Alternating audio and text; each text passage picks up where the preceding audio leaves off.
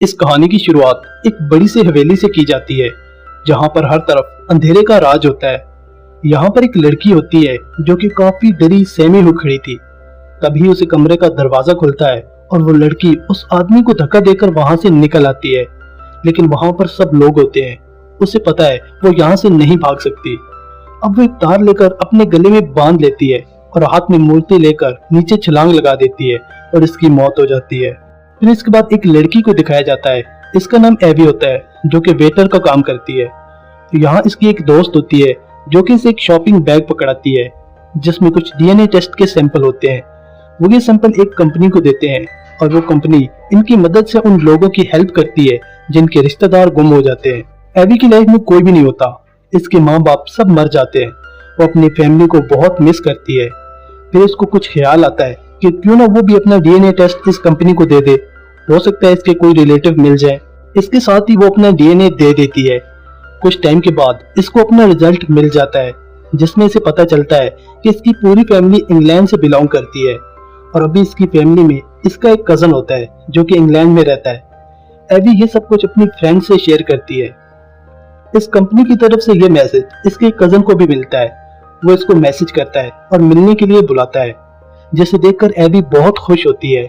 लेकिन इसकी फ्रेंड इसको समझाती है कि इतनी जल्दी किसी पर भरोसा मत करो, हो सकता है ये कंपनी कोई फ्रॉड कर रही हो, वो तुम्हें फंसाना चाहते हो। लेकिन एवी इसको बातों पर ध्यान नहीं देती। फिर एक दिन वो अपने कजन से मिलने के लिए चली जाती है। इसे देखकर वो बहुत खुश होता है और इससे बहुत ही अच्छे तरीके से पेश आता है, जिसे देखकर एवी को भी इस पर यकीन हो जाता है।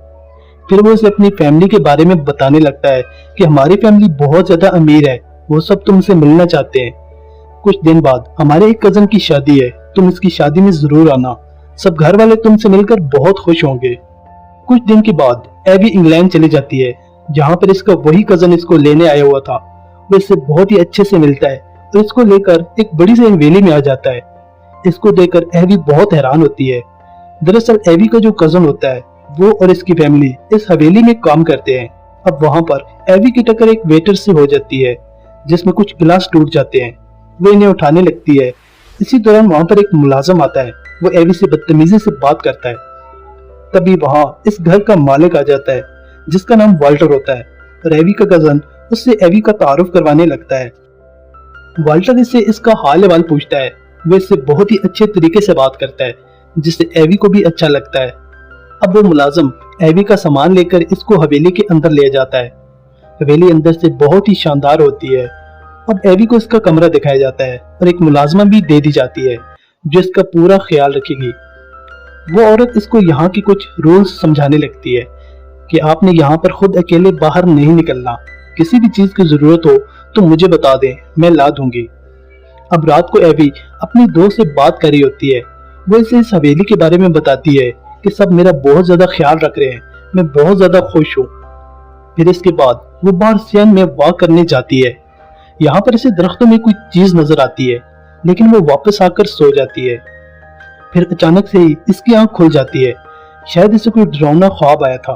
वो अपने कमरे से बाहर निकल आती है जहाँ पर वो नौकर उन वेटर्स को कुछ काम समझा रहा था और एक लड़की को लाइब्रेरी में भेज देता है। इसी दौरान वहां पर वो मुलाजमा आ जाती है। वो इससे कहती है कि मैंने आपको बाहर आने से मना किया था। वो उसे लेकर कमरे में चली जाती है। अब लाइब्रेरी में जो लड़की काम करने गई थी, जैसे ही वो ऊपर देखती है कोई चीज उसे उठाकर ले जाती है। इसके बाद सुबह होती है तो एवी को एक खूबसूरत ड्रेस और इसके साथ एक कार्ड मिलता है जो कि वाल्टर ने भेजा था और इसे शाम को होने वाली पार्टी में बुलाया था। इसके बाद वो मुलाजिम दो और वेटर्स को लाइब्रेरी में शाम को शराब लेने के लिए भेजता है, मगर वो दोनों भी गायब हो जाती हैं। एवी को कुछ भी आइडिया नहीं था कि यहाँ पर क्या हो रहा है। वो अपनी फ्रेंड से कॉल पर बात कर रही थी और अपनी ड्रेस उसे दिखा रही थी। अब दूसरे दिन शाम को एवी उस पार्टी में आती है। यहाँ पर इसे दो लड़कियां मिलती हैं। वो दोनों इसके ड्रेस की तारीफ करती हैं।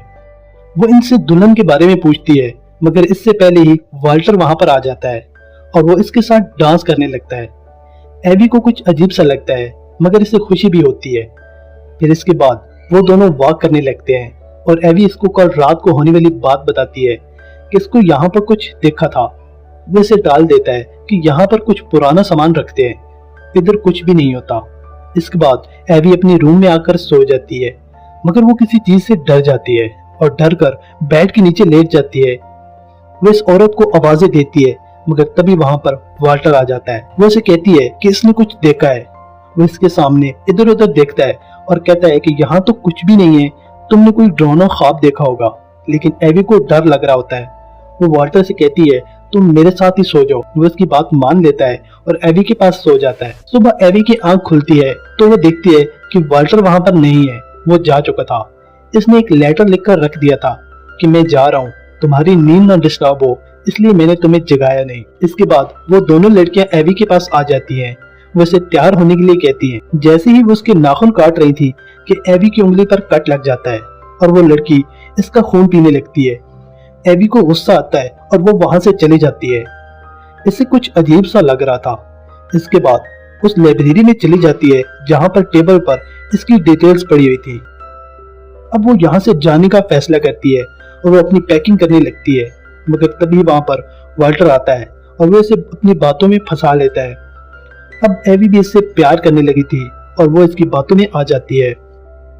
अब रात हो जाती है, सब लोग वहां पर बैठे हुए थे और एवी का एक रेड कलर का खूबसूरत सा सूट पहनकर आ जाती है और वाल्टर के पास बैठ जाती है।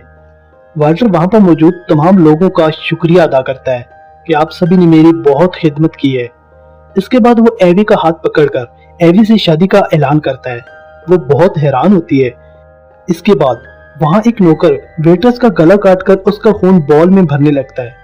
ये सब देखकर एवी बहुत डर जाती है। अब इसे सब कुछ समझ आ चुका था कि वाल्टर असल में वैम्पायर है, लेकिन अभी बहुत देर हो चुकी थी। वो इन सब लोगों से बात कर रहा था। एवी को कुछ समझ भी नहीं आ रहा था कि वो अब क्या करे। वो बहुत ही बुरी तरह फंस चुकी थी। वो दोनों लड़कियां वाल्टर की बीवियां थी और वो दोनों भी वैम्पायर थी। इन तीनों के अलावा बाकी सभी इंसान थे जो वाल्टर के लिए काम करते थे और वो इन्हें बहुत ज्यादा पैसा और आसाइशें देता था। अब यहाँ पर एवी को पता चलता है कि वो लड़की जिसने खुदकुशी कर ली थी वो एवी की दादी थी और अब वाल्टर को इन्हीं का खून चाहिए था, इसलिए इसने एवी को सेलेक्ट किया था। अब एवी वहां से जाना चाहती थी, मगर इसे वहां से जाने नहीं दिया जाता। वो वाल्टर इसको वैम्पायर के फायदे बताने लगता है कि तुम बहुत ताकतवर हो जाओगी, तुमको बहुत कुछ मिलेगा, ये सब तुम्हारी खिदमत करेंगे।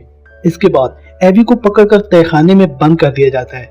इसके पास वो दोनों लड़कियां आती हैं। वो इसे समझाती हैं कि जब तुम वाल्टर का खून पियोगी तो तुम्हारे अंदर 100 मर्दों की ताकत आ जाएगी, तुम्हें बहुत अच्छा लगेगा। हमें भी शुरू में ऐसे ही डर लगा था, मगर अभी हम आदी हो चुकी हैं, हम कभी मर नहीं सकती। एवी पर इनकी बातों को कोई असर नहीं होता और वो दोनों इधर से चली जाती हैं। अब वो मुलाजमा जो एवी को दी गई थी वो नहीं चाहती थी कि एवी भी इन सब की तरह बन जाए। वो इसकी मदद करना चाहती थी। वो मौका देखकर एवी को वहां से भगा देती है, मगर वहां पर सबको पता चल जाता है एवी को उस मुलाजमा ने भगा दिया है और वो लोग इसे ढूंढने लगते हैं। वो इस पुरानी सी इमारत में जाकर छुप जाती है।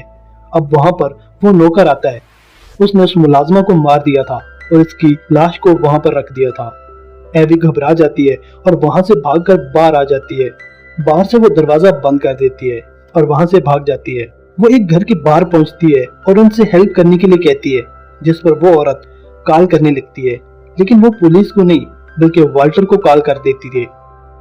एवी समझ गई थी कि ये भी इसके मुलाजिम है और वो औरत इसको ग्रीन टी बना के देती है, मगर वो ये चाय इस बूढ़े के मुंह पर फेंक देती है। तभी वो औरत इसके सर पर कुछ चीज जोर से मारती है और एवी बेहोश हो जाती है। इसके बाद इसकी आंख खुलती है तो वो सोफे पर लेटी हुई थी और वाल्टर इसके सामने बैठा हुआ था। वो अपने कसीदे सुना रहा था। इसके पास एक लड़की पड़ी हुई थी जिसका वो बार बार खून पी रहा था। इसके बाद दिखाया जाता है कि वाल्टर और एवी की शादी हो रही थी और वो अपना हाथ काट कर इसे खून पीने का कहता है। एवी इसका हाथ पकड़कर इसका खून पीने लगती है। अब वाल्टर ने भी इसका खून पीना था, तभी इनकी शादी हो सकती थी। अब एवी बहुत ताकतवर बन गई थी क्योंकि इसने वाल्टर का खून पी लिया था, मगर वो इसे अपना खून नहीं पिलाती और वहां पर आग लगा देती है। वाल्टर जैसे ही इसकी तरफ बढ़ता है वो बड़ी सी नोकीली चीज उठाकर इसके सीने में मार देती है। वो अब कमजोर हो गया था। अब एवी वहां से जाने लगती है, मगर वाल्टर की बीवी इसको पकड़ लेती है कि तुम यहाँ से नहीं भाग सकती, वाल्टर को हम कभी मरने नहीं देंगी, क्योंकि अगर वो मर गया तो उसके साथ हम भी मर जाएंगे। ये कहकर वो एवी से लड़ने लगती है। इससे पहले कि वो इसे मार देती, वहां वो दूसरी लड़की भी आ जाती है। वो अब इस शैतानी खेल से तंग आ चुकी थी, इसलिए वो वाल्टर की बीवी पर हमला कर देती है। वो दोनों आपस में लड़ने लगती हैं और काफी अजीब तरीके से मर जाती हैं। इसके बाद वहां पर वाल्टर आ जाता है। इसकी हालत काफी खराब हो चुकी थी और वो एवी को गले से पकड़कर उठा लेता है, मगर एवी एक तार से इसका हाथ काट देती है और इसे लात मारकर आग में फेंक देती है। अभी वाल्टर का खात्मा हो जाता है। इसके बाद एवी वहां से चली जाती है, लेकिन अभी एवी भी वैम्पायर बन गई थी। अब वो अपनी दोस्त से मिलकर उस लड़के को ढूंढ रही थी जो कि इसका कजन बना हुआ था। एवी इसको मारकर अपना बदला लेना चाहती थी, क्योंकि ये सब इसी की वजह से हुआ था। इसके साथ ही ये फिल्म यहाँ पर खत्म हो जाती है।